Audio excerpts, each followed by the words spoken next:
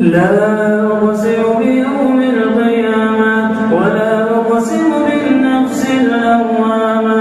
أيحسب الإنسان أن لن نجمع عظامه بلى قادرين على أن نسوي بنانه بل يريد الإنسان ليفجر أمامه يسأل أيان يوم القيامة فإذا برق البصر وخسف القمر وجمع الشمس والقمر يقول الإنسان يومئذ